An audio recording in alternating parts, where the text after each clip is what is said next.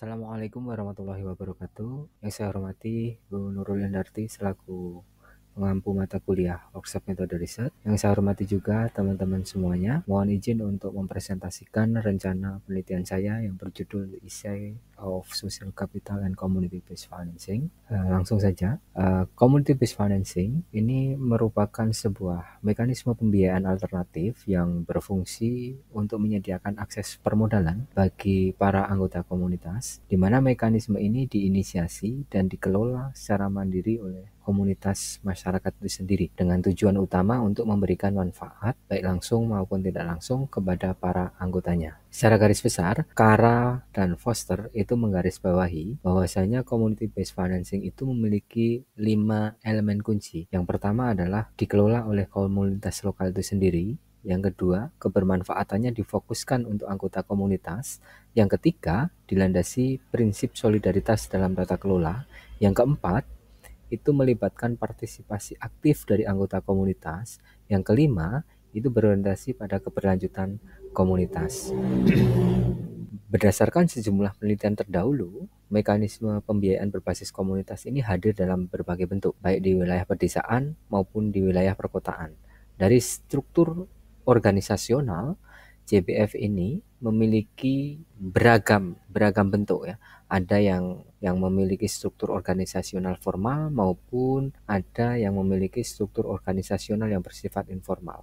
Ayagari dan kawan-kawan tahun 2010 itu menyoroti bahwa JBF formal umumnya memiliki prosedur administratif yang ketat serta aturan legal yang cukup mengikat. Sebaliknya, JBF informal itu lebih fleksibel dan berorientasi pada hubungan sosial dalam tata kelolanya. Namun, keterbatasan struktur legal pada bentuk informal itu membuatnya cenderung memiliki kapasitas dana yang lebih kecil serta cakupan anggota yang terbatas. Sebaliknya, bentuk formal biasanya mampu mengelola dana lebih besar dan menjangkau anggota dalam skala yang lebih luas. Dengan kata lain, anggota dari JBF yang bersifat formal itu relatif lebih banyak dan relatif memiliki latar belakang sosial yang lebih heterogen daripada anggota yang dimiliki oleh JBF yang memiliki struktur organisasional informal. Adapun bentuk-bentuk JBF yang telah diidentifikasi dalam beberapa literatur terdahulu, antara lain yang pertama itu adalah ROSCAS atau Rotating Saving and Credit Association, atau dikenal kalau dalam konteks Indonesia itu adalah arisan. Kemudian yang kedua itu adalah ASCAS atau Accumulated Saving and Credit Association, yakni skema simpan pinjam secara sukarela di mana anggota menabung secara berkala, secara periodik dengan jumlah dana yang sukarela, kemudian dana yang terkumpul tersebut menjadi semacam saving deposit yang kemudian secara akumulatif dana tabungan itu bisa dipinjamkan kepada anggota yang membutuhkan. Entah nanti pinjamannya itu bisa tanpa atau dengan bunga. Kemudian yang ketiga itu adalah self-help groups atau SHGS. Mekanisme pembiayaan ini merupakan sebuah kelompok tabungan simpan pinjam yang dimana anggota itu menabung juga secara berkala seperti ASKAS, namun jumlah tabungan yang disetorkan secara periodik oleh para anggota itu sudah ditentukan, disepakati, misalkan 100.000 per bulan. Itu berbeda dengan ASKAS tadi ya. Kalau ASKAS tadi kan jumlah tabungan yang disetorkan itu adalah sukarela. Nah, di dalam SHGS itu ditentukan, misalkan jumlah tabungannya adalah 100.000. Nah, dia akan menabung secara periodik misalkan sebulan kali 100.000. Nah, dana tabungan yang terakumulasi, yang tersimpan itu akan disalurkan juga dalam bentuk pinjaman kepada anggota yang membutuhkan. Nah, nanti disepakati juga pinjamannya itu bisa tanpa atau dengan bunga ya. Tanpa bunga atau dengan bunga. Itu SHGS. Kemudian yang keempat itu adalah Joint Liability Credit Groups. Nah, dalam konteks Indonesia itu contohnya adalah BUMDesma atau Badan Usaha Milik Desa Bersama. Ini adalah sebuah lembaga yang dibentuk oleh perwakilan dari tokoh masyarakat desa dari setiap kecamatan. Jadi dalam satu kecamatan itu kan ada beberapa desa. Nah, tokoh dari setiap desa itu dalam satu kecamatan itu berembuk kemudian mensepakati membentuk yang namanya BUMDesma itu, di mana BUMDesma ini adalah semacam lembaga pembiayaan yang mengelola dana bergulir. Nah, kemudian nanti pinjamannya disalurkan kemana? Ya disalurkan kepada masyarakat, kelompok masyarakat lebih tepatnya, karena peminjamnya adalah kelompok itu nanti secara berkelompok. Karena Joint Liability Credit Groups ini adalah kredit tanggung renteng, jadi pinjaman itu akan disalurkan kepada kelompok masyarakat. Dari mana kelompok masyarakat? Dari mana? Ya dari desa-desa yang ada di dalam kecamatan tersebut. Nah, itu BUMDesma mekanismenya seperti itu.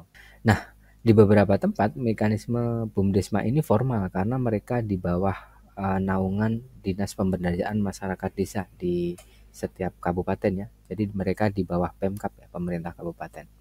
Kemudian ada lagi selain BUMDesma itu adalah Ultra Kredit Mikro atau biasanya disingkat UMI. Ini juga kredit tanggung renteng juga, tapi dana yang disalurkan itu dari negara melalui beberapa lembaga keuangan formal ya, seperti bank dan lain sebagainya yang ditunjuk oleh negara.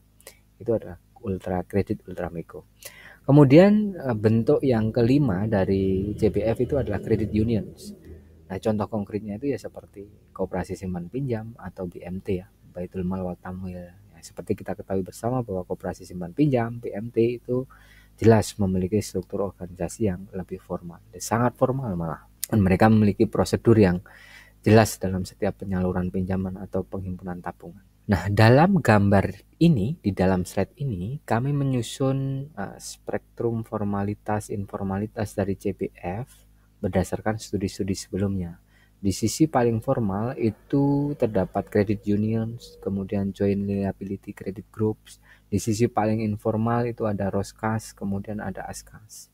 Beberapa studi telah menyoroti peran penting dari community based financing atau CBF ini dalam mengatasi beberapa masalah ya, seperti misalkan masalah inklusi keuangan, terutama bagi masyarakat kelompok marginal. Sebagai contoh misalkan Rutven tahun 2002 itu penelitiannya meneliti fokus pada bagaimana community based financing itu ternyata mampu memberikan aksesibilitas keuangan bagi beberapa masyarakat miskin kota. Kemudian Deakins, Gibson, dan Simba itu juga di dalam penelitiannya menyebutkan bahwasanya community based financing atau pembiayaan berbasis komunitas ini ternyata itu mampu menyediakan akses pembiayaan bagi beberapa pengusaha kecil ya yang berada di pedesaan khususnya. Jadi di mana beberapa pengusaha kecil ini itu kesulitan mendapatkan akses keuangan permodalan dari perbankan.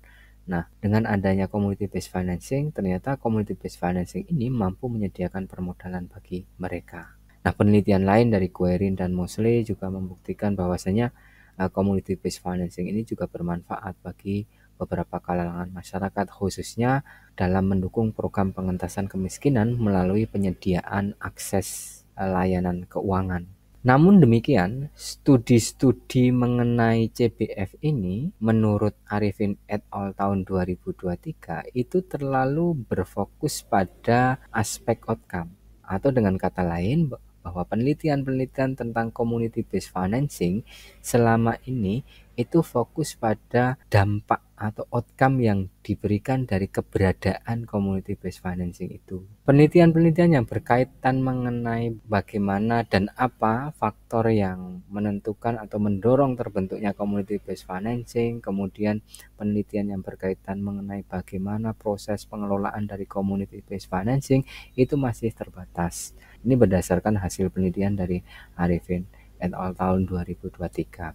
Akibatnya apa? Akibatnya pemahaman kita terhadap dinamika operasional dari community based financing itu masih sangat terbatas. Maka dari itu diperlukan riset tambahan yang lebih mendalam untuk mengidentifikasi faktor-faktor yang mempengaruhi pembentukan dari community based financing ini. Serta dibutuhkan juga penelitian-penelitian tentang bagaimana proses pengelolaan dari community based financing ini. Literatur yang berkembang menunjukkan bahwasanya kalau kita bicara soal komunitas, modal sosial itu memainkan peran yang sangat penting. Begitu kata Manik et al. Tahun 2021. Apa toh itu modal sosial? Modal sosial itu adalah sebuah sumber daya yang melekat pada jejaring atau hubungan sosial. Beberapa literatur mengatakan bahwasanya modal sosial itu biasanya diukur atau biasanya dilihat melalui beberapa indikator. Yang pertama adalah norma sosial, kemudian kepercayaan dan solidaritas. Dalam konteks CBF, modal sosial ini berpotensi membantu memitigasi risiko keuangan dengan cara mengurangi asimetri informasi. Taruh contoh misalkan modal sosial dalam suatu komunitas itu tinggi, misalkan kepercayaannya tinggi, nah itu akan bisa menekan informasi asimetri. Dengan begitu, transaction cost bisa ditekan sehingga risiko-risiko misalkan seperti gagal bayar dan lain sebagainya itu pun juga bisa ditekan. Nah, ini modal sosial berpotensi tuh untuk memainkan peran di area-area itu. Nah, berdasarkan latar belakang tersebut, rencana penelitian saya yang berjudul The Essay of Social Capital and Community Based Financing ini bertujuan untuk mengelaborasi secara mendalam peran variabel modal sosial dalam mekanisme community based financing melalui 4 studi yang saling melengkapi. Studi yang pertama merupakan kajian literatur secara sistematis tentang interaksi antara modal sosial dan community based financing. Kemudian studi yang kedua itu adalah sebuah studi masih sama tentang systematic literature review, tapi ditujukan untuk mengkonstruksi tipologi dari community based financing. Kemudian studi yang ketiga itu secara khusus mengkaji dinamika modal sosial dalam konteks CBF yang berada di wilayah pedesaan yang bersifat informal. Kemudian studi yang keempat itu menyoroti bagaimana konflik antara logika institusional itu dinegosiasikan dan dikelola dalam konteks CBF pedesaan yang memiliki struktur organisasi formal. Studi ini juga mengungkap bagaimana navigasi konflik logika tersebut dinavigasi oleh para dominan actors, dalam konteks ini oleh para pemimpin baik formal maupun informal, dan bagaimana kemudian dampaknya terhadap dinamika dan keberlanjutan modal sosial dalam praktik pembiayaan berbasis komunitas ini gitu.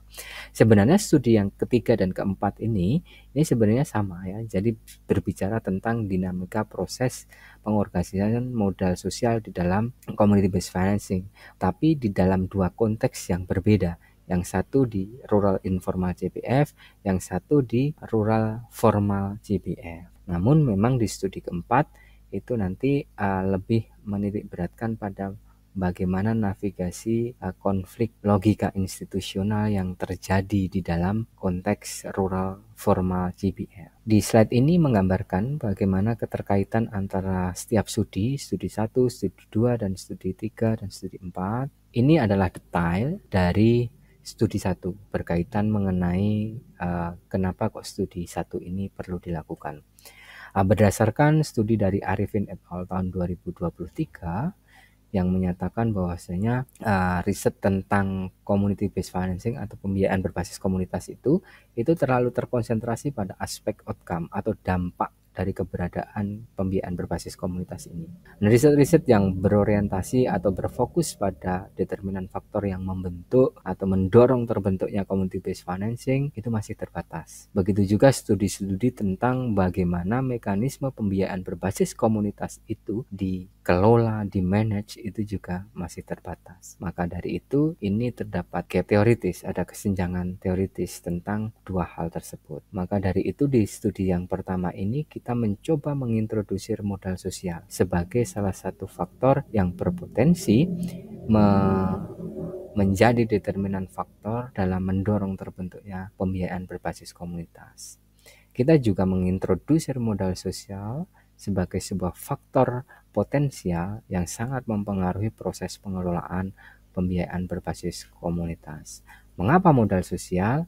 Ya, berdasarkan penelitian terdahulu yang sudah saya jelaskan di depan, misalkan kayak Manik et al, kemudian ada beberapa yang misalnya Nanlin, kemudian Burt, kemudian Bourdieu dan lain sebagainya. Kalau kita bicara tentang komunitas, ya modal sosial itu memainkan peran yang sangat penting. Di studi 1 ini terdapat 3 pertanyaan penelitian utama. Yang pertama itu bagaimana riset profil atau profil penelitian terdahulu berkaitan mengenai tren penelitian, kemudian leading journals atau leading publishers, kemudian bagaimana riset setting, kemudian riset topik yang berkaitan mengenai interaksi antara modal sosial dan community based financing itu. Riset profil dari penelitian-penelitian terdahulu itu seperti apa. Nah, kemudian pertanyaannya penelitian yang kedua itu berkaitan mengenai bagaimana peran modal sosial di dalam community based financing atau pembiayaan berbasis komunitas. Nah, untuk menjawab pertanyaan ini kami menggunakan pendekatan AMO atau antecedent, moderator, mediator, dan outcome. Jadi nanti kita mencoba memetakan tuh apakah modal sosial itu berperan sebagai antecedent ataukah sebagai mediator, moderator, atau sebagai outcome.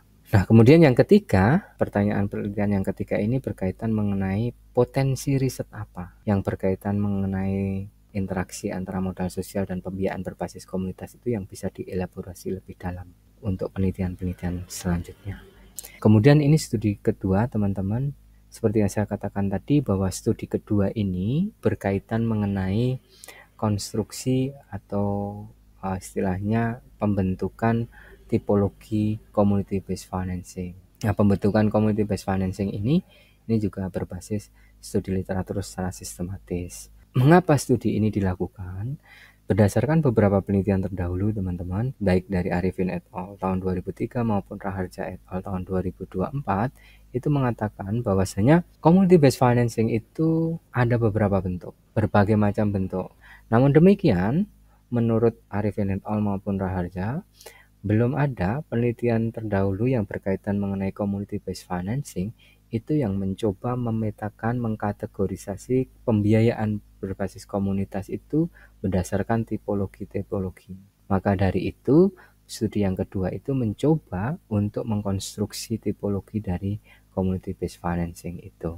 Nah, sebenarnya kalau kita bicara mengapa harus dilakukan tipologi, nah, dengan adanya tipologi ini kita dapat melakukan generalisasi hasil penelitian, dan ini bisa menjadi panduan arah bagi para peneliti selanjutnya yang mau fokus mengkaji community based financing. Maksudnya begini, temuan dari satu penelitian mengenai CPF dapat diterapkan atau dibandingkan dengan CPF yang lain dengan catatan ketika CPF itu berada di dalam satu tipologi. Tanpa adanya tipologi yang jelas, akan sulit untuk membandingkan antar kasus. Kemudian studi ketiga, seperti yang saya singgung juga di depan, bahwa studi ketiga ini merupakan studi yang empiris, dinamika proses pengorganisasian modal sosial dalam konteks CPF yang berlokasi di desa dan memiliki struktur organisasi informal. Mengapa penelitian ini dilakukan? Terdapat kesenjangan empiris. Menurut Raharja et al. Tahun 2024, berdasarkan riset yang dia lakukan, 44,17% literatur terdahulu itu memiliki isu tentang landasan konseptual yang kurang jelas. Dengan kata lain, riset-riset yang membahas community based financing dan membahas modal sosial di dalamnya itu tidak memiliki landasan teori yang cukup kuat. Ada sekitar 44,17%. Ya, ini banyak. Kemudian menurut mereka, Raja et al. Tahun 2024 itu juga mengidentifikasi beberapa penelitian yang mencoba menggunakan modal sosial di dalam pembahasan community based financing itu cenderung melihat modal sosial itu secara fungsional, sehingga mereka melihat modal sosial itu sebagai sebuah variabel yang bersifat statis. Padahal menurut beberapa penelitian terdahulu yang misalnya Nanlin, Bourdieu, dan lain sebagainya, modal sosial itu sebuah konsep yang cenderung dinamis. Nah, ketika menurut Raharja tadi, ketika penelitian-penelitian terdahulu itu cenderung melihat modal sosial itu secara fungsional dan secara statis, maka penelitian-penelitian terdahulu itu masih sangat terbatas membahas tentang bagaimana modal sosial itu dikonstruksi, kemudian diorganisasi di dalam konteks pembiayaan berbasis komunitas. Ini masih sangat terbatas dibahas. Kemudian Ruziev dan Whitmore tahun 2014 itu penelitiannya menemukan bahwasanya local patterns, atau di dalam bahasa mereka juga dibahasakan sebagai dominant actors, aktor dominan dalam komunitas, itu memiliki peran yang kritis dalam mempengaruhi perilaku anggota lainnya di dalam komunitas tersebut. Namun demikian, penelitian dari Ruziev dan Whitmore ini belum secara detail membahas bagaimana itu peran dominan actors dalam mempengaruhi proses pembentukan modal sosial, bagaimana peran dominan actors itu mengorganisasi kemudian memanage modal sosial di dalam community based financing, itu masih belum dibahas atau istilahnya masih terbatas dibahas. Maka dari itu, studi yang ketiga ini kita mau mencoba mengisi kesenjangan teoritis itu. Nah, kita menggunakan dua teori di sini. Yang pertama adalah social capital theory. Nah, social capital theory yang kita gunakan, kita merujuk pada Nanlin dan Bourdieu. Nanlin tahun 2008 dan Bourdieu tahun 1986. Di mana modal sosial menurut mereka itu adalah sebuah sumber daya yang melekat dalam jejaring sosial, di mana aktor-aktor yang memiliki modal sosial itu bisa mengakses sumber daya atau istilahnya mampu mendapatkan keuntungan dari kepemilikan modal itu. Nanlin maupun Bourdieu itu mengatakan bahwasanya karena modal sosial ini bersifat dinamis, maka modal sosial itu perlu diorganisasi dan perlu dimanage agar modal sosial itu relatif stabil di dalam komunitas, sehingga komunitas bisa berjalan dengan baik gitu. Dari kerangka teori ini kita bisa memahami bahwasanya modal sosial agar tetap stabil itu perlu diorganisasi dan perlu dimanage. Nah, siapa yang memanage? Kalau kata Nanlin tahun 2008, dominant actors itu memainkan peran yang sangat penting dalam proses pengorganisasian modal sosial. Nah, kemudian pemahaman mengenai dinamika pembiayaan berbasis komunitas juga memerlukan kerangka analisis yang mampu menjelaskan bagaimana makna sosial dan norma dibentuk serta dibagikan dalam suatu komunitas. Dalam hal ini, teori logika institusional menawarkan perspektif yang relevan.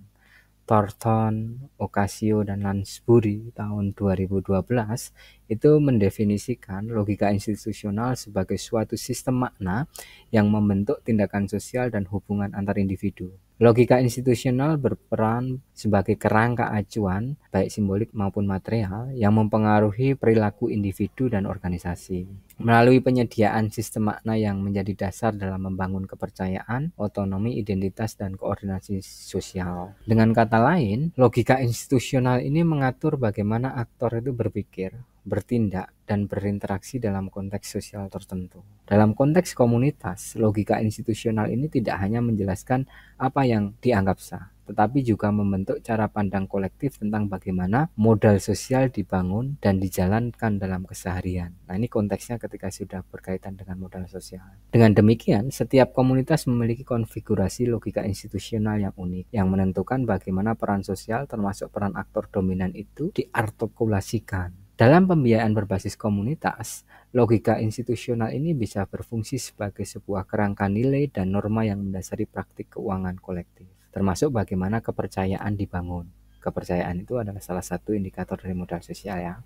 Kemudian bagaimana tanggung jawab sosial itu didistribusikan, serta bagaimana konflik atau penyimpangan itu disikapi, misalkan terjadi konflik di dalam community based financing. Oleh sebab itu, integrasi antara teori modal sosial dan logika institusional ini menjadi penting untuk memahami tidak hanya struktur hubungan sosial yang terbentuk, tetapi juga bagaimana makna dan nilai kolektif itu dibentuk dan dilembagakan dalam praktik pembiayaan berbasis komunitas. Tentunya untuk memahami dinamika proses pengorganisasian modal sosial di dalam sebuah rural informal CPF. Ada 4 pertanyaan penelitian ya di dalam studi 3 ini. Yang pertama adalah bagaimana sosial kapital itu dioperasionalisasikan di dalam community based financing di pedesaan yang memiliki struktur organisasi informal. Kemudian bagaimana operasionalisasi atau pengorganisasian modal sosial itu mempengaruhi perilaku dari para anggota komunitas. Kemudian pertanyaan penelitian yang ketiga, apakah institutional logic yang dimiliki oleh CPF rural informal CPF ini mempengaruhi operasionalisasi dan pengorganisasian modal sosial di dalam komunitas. Nah, Kemudian pertanyaan penelitian yang keempat itu bagaimana atau apa peran dari dominan actors dalam konteks ini adalah informal leaders dalam membentuk logika institusional maupun modal sosial dalam community based financing atau pembiayaan berbasis komunitas. Jadi peran informal leaders itu seperti apa gitu. Nah, itu adalah 4 pertanyaan penelitian ya di dalam studi ketiga. Nah, studi yang keempat itu berkaitan mengenai navigasi institusional logic konflik dan bagaimana pengaruhnya terhadap dinamika pembentukan modal sosial di dalam rural formal community based financing. Seperti yang saya sampaikan di studi 3, bahwasanya terdapat kesenjangan teoritis dalam penelitian terdahulu. Menurut Raharja et al. Tahun 2024, penelitian terdahulu masih sangat terbatas. Itu membahas tentang bagaimana modal sosial itu dikonstruksi, diorganisasi, dimanage di dalam sebuah mekanisme pembiayaan berbasis komunitas. Apalagi dalam konteks ini adalah rural formal GPF. Kalau yang informal tadi, kalau menurut Ayagiri itu kan informal itu relatif memiliki anggota yang cukup terbatas. Kalau yang formal ini memiliki anggota yang relatif lebih luas, lebih banyak, dengan latar belakang anggota yang lebih heterogen. Dengan kepemilikan anggota yang lebih heterogen ini, tentu proses pengorganisasian, proses pembentukan modal sosial itu relatif berbeda dengan rural informal yang memiliki anggota yang relatif sempit dan relatif homogen ya untuk latar belakang sosialnya. Menurut Emil Durkheim dengan teorinya organic solidarity itu mengatakan bahwasanya solidaritas yang terbentuk dari individu-individu yang memiliki latar belakang sosial yang heterogen itu cenderung solidaritas yang bersifat organik. Mereka itu proses terbentuknya solidaritas itu melalui interdependensi peran. Jadi keterkaitan peran dari masing-masing individu. Misalkan individu A memiliki peran ini, individu B memiliki peran ini. Nah, peran dari individu A dan B itu saling terkait satu sama lain. Nah, solidaritas itu antara individu A dan individu B itu terbentuk bukan karena latar belakang yang sama, tapi karena keterkaitan peran itu. Jadi akhirnya kedua individu itu bisa bersolidaritas. Nah, makanya kemudian di studi keempat itu kita menggunakan teori organic solidarity untuk memahami bagaimana proses pembentukan modal sosial dalam konteks rural formal GPF. Kita juga menggunakan social capital theory dalam studi yang keempat ini untuk memahami bagaimana proses pembentukan modal sosial ya. Seperti yang kita sampaikan di studi yang ketiga tadi, bahwasanya Nanlin Bourdieu mengatakan bahwasanya di dalam teori modal sosial yang mereka rumuskan, bahwasanya modal sosial itu adalah sebuah konsep yang dinamis, dan untuk menjaga stabilitas dari modal sosial itu perlu dimanage, perlu diorganisasi, kata mereka. Nah, siapa yang mengorganisasi? Kalau kata Nanlin mengatakan bahwasanya yang mengorganisasi itu, yang memiliki peran penting dalam proses pengorganisasian itu adalah pemimpin. Nah, pemimpin kalau di dalam lembaga GPF yang rural dan formal itu bisa pemimpin informal, bisa pemimpin formal, bisa informal leaders, bisa formal leaders. Nah, kita juga menggunakan institutional logic theory dari Thornton, apalagi di dalam konteks rural formal GPF ya. Rural formal GPF ini menarik. Mereka itu seperti yang saya sampaikan di awal ya, bahwasanya mereka itu berada di pedesaan yang identik dengan logika institusional yang bersifat community logic. Tapi di satu sisi karena mereka itu memiliki struktur yang formal, maka terdapat tuh logika institusional yang tidak hanya community logic. Mereka juga punya state logic, berpotensi memiliki state logic. Karena formal, mereka juga punya logika market logic yang mereka juga berpikir mengenai efisiensi, kemudian profitabilitas. State logic yang mereka berpikir mengenai ketaatan terhadap sebuah aturan. Apalagi kalau misalkan konteksnya adalah BUMDesma ya, yang di bawah Pemkap ya. Berarti sangat state logic, ada logika negara yang bermain di situ, bahwasanya BUMDesma harus mengikuti tata aturan yang sesuai yang dirumuskan atau diarahkan oleh negara ya, dalam konteks ini Pemkab, karena mereka di bawah pemerintah kabupaten, khususnya di bawah Dinas Pemberdayaan Masyarakat Desa.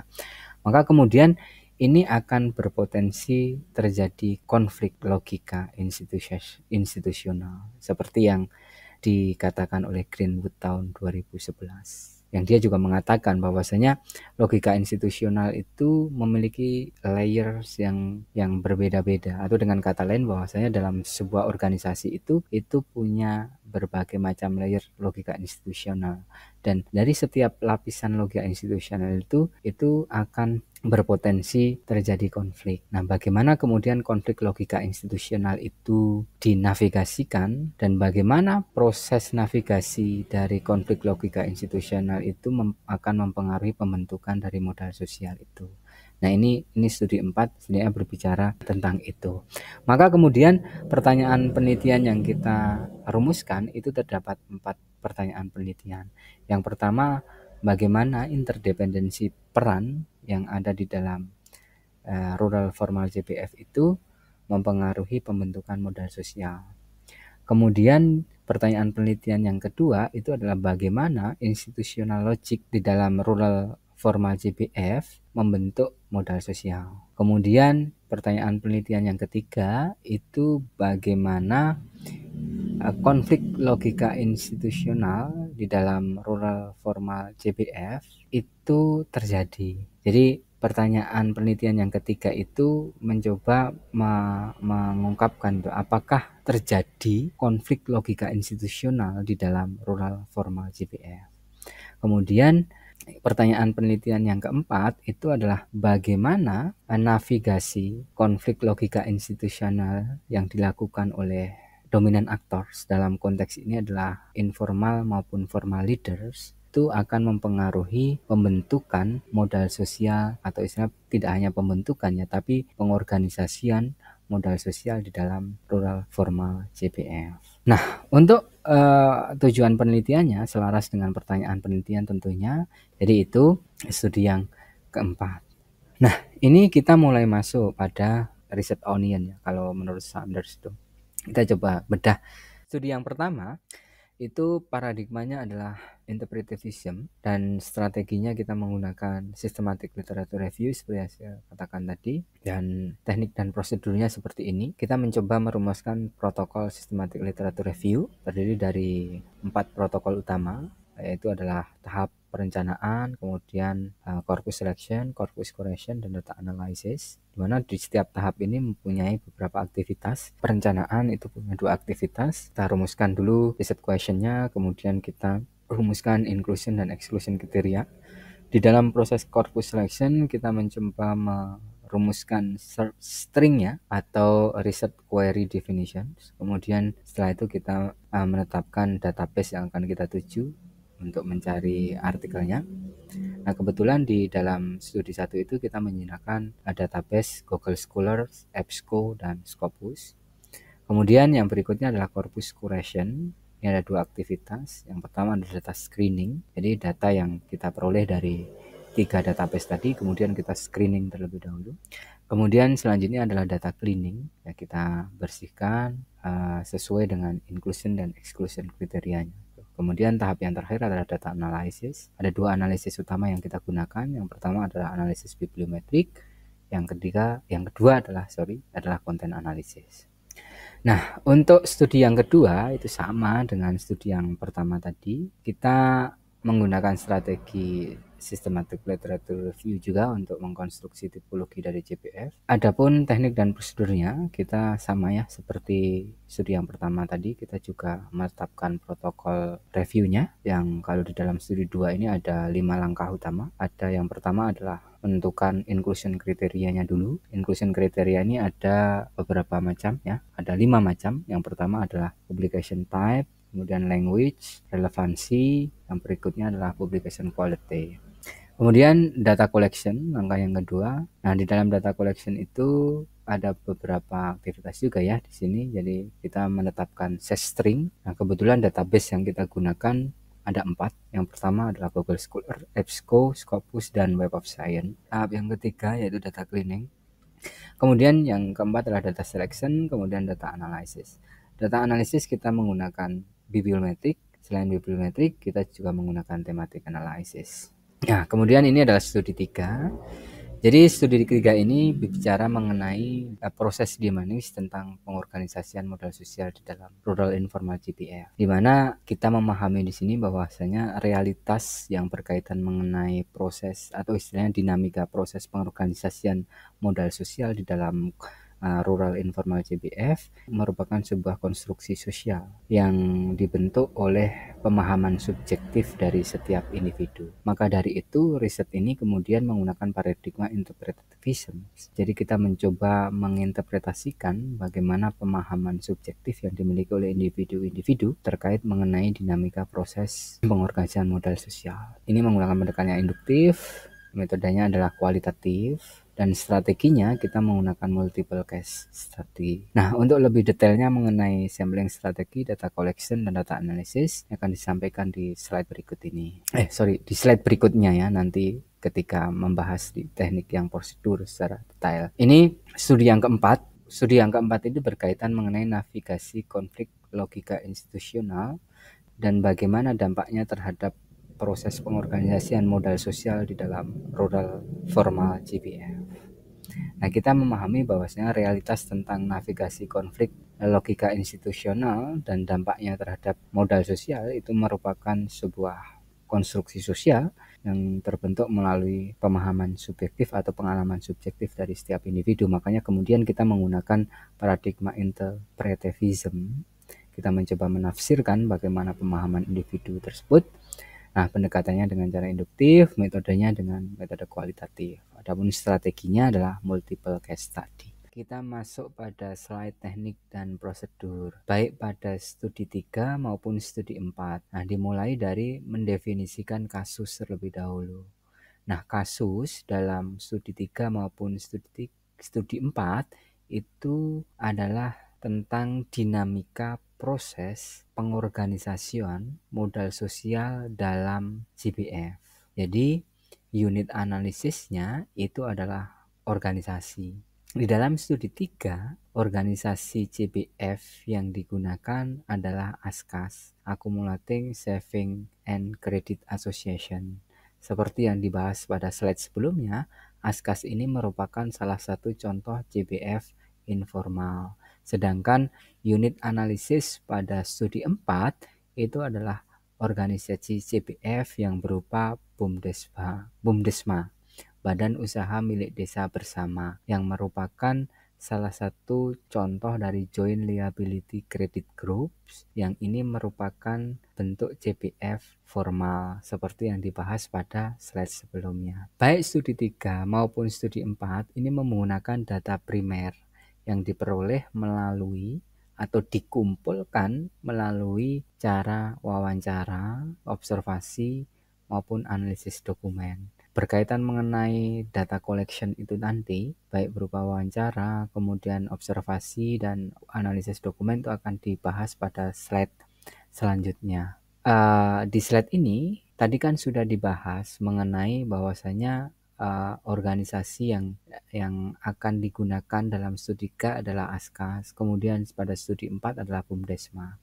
Nah, baik ASCAS maupun BUMDESMA yang akan digunakan sebagai objek kajian studi akan dipilih itu mengikuti prinsip purposive sampling dan theoretical sampling, di mana peneliti menetapkan kriteria tertentu yang mempertimbangkan aspek praktis seperti aksesibilitas, ketersediaan, dan kesediaan partisipasi dalam penelitian. Itu kata Canas et al. Tahun 2025. Kriteria pemilihan kasus ini merujuk pada komponen-komponen utama yang melekat dalam definisi pembiayaan berbasis komunitas atau GPF yang digunakan dalam studi ini. Sebagai contoh, misalkan dalam pemilihan ASCAS tuh. Nah, ada beberapa kriteria tertentu yang mengacu pada definisi GPF misalkan ya, tapi ini kita adopsi ke Askas. Misalkan yang pertama adalah Askas itu dikelola oleh komunitas lokal secara mandiri. Kemudian Askas ini menekankan solidaritas sosial di antara para anggotanya.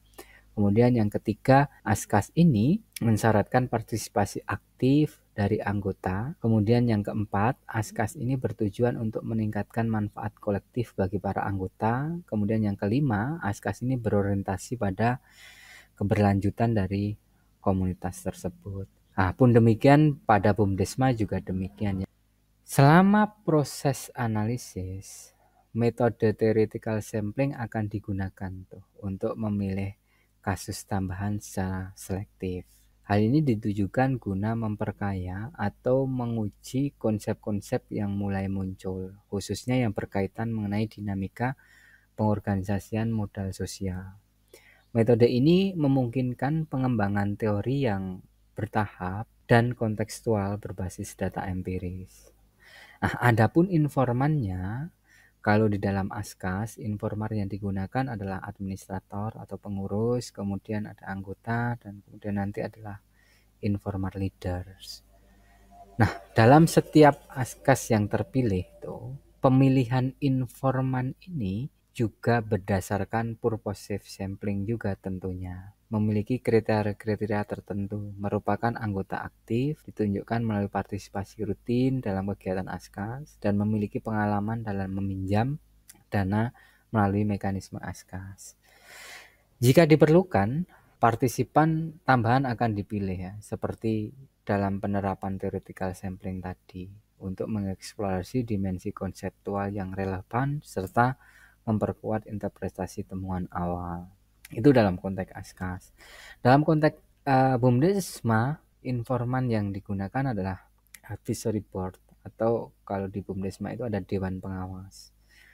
Kemudian ada direktur, kemudian ada anggota, dan ada informal leaders. Bagaimana cara mengidentifikasi informal leaders ini, baik di Askas maupun BUMDesma, ya nanti proses wawancara awalnya adalah kita mencoba mewawancarai anggota, kemudian nanti dari wawancara terhadap anggota itu kita mencoba mengidentifikasi informal leaders menurut mereka. Baru nanti setelah itu ketika teridentifikasi informal leaders, baru kemudian nanti informal leaders juga akan diwawancarai. Kemudian slide selanjutnya ini mengenai data collection ya, seperti yang sudah saya singgung tadi. Baik pada studi 3 maupun studi 4, dalam proses pengumpulan data atau data collection itu kita menggunakan 3 cara. Yang pertama adalah interview. Interview pada siapa? Ya, interview kepada informan. Nah, wawancara yang kita gunakan adalah wawancara semi terstruktur, baik di studi 3 maupun studi 4. Wawancara semi struktur ini itu akan dipandu dengan protokol wawancara yang sudah ditetapkan. Jadi nanti dalam setiap proses wawancara itu mengacu pada protokol wawancara yang sudah ditetapkan. Wawancara didesain selama 60 sampai 120 menit, dan kemudian nanti semua wawancara itu akan direkam melalui izin dari para informan. Nah, kemudian cara pengumpulan data yang berikutnya adalah observasi. Nah, observasi yang kita lakukan itu baik observasi keperilakuan maupun non keperilakuan. Sama dengan di wawancara tadi ya, di dalam observasi itu kita juga menggunakan protokol observasi. Jadi setiap observasi yang kita lakukan nanti akan mengacu protokol observasi yang sudah kita susun. Kemudian cara pengambilan data yang kedua itu adalah analisis dokumen. Nah, analisis dokumen ini digunakan untuk melengkapi dua cara pengambilan data. Jadi dokumen-dokumen yang dimiliki oleh masing-masing organisasi itu baik Askas maupun BUMDesma, dokumen-dokumen terkait akan coba kita analisis. Pengumpulan data dengan menggunakan 3 cara, baik interview, semi terstruktur, kemudian observasi maupun dokumen analisis, itu memungkinkan proses triangulasi di dalam penelitian ini. Selanjutnya ini berkaitan mengenai proses analisis data. Nah, analisis data di studi 3 maupun studi 4 itu melalui 5 tahap ya. Ini mengacu pada Miles dan Habermas. Nah, tahap yang pertama adalah melakukan transkrip secara verbatim dari aktivitas wawancara. Jadi aktivitas wawancara yang sudah terekam kemudian nanti ditranskrip secara verbatim. Wawancara yang sudah ditranskrip secara verbatim kemudian akan dikodifikasi dalam langkah yang kedua. Dikodifikasi. Kemudian di langkah yang ketiga, ketika kode-kode sudah terkumpul, kita mulai mengidentifikasi tema. Kemudian kita mencoba mencari keterkaitan masing-masing tema tersebut. Selanjutnya, tahap keempat itu adalah kita mencoba melakukan validasi dari keseluruhan data.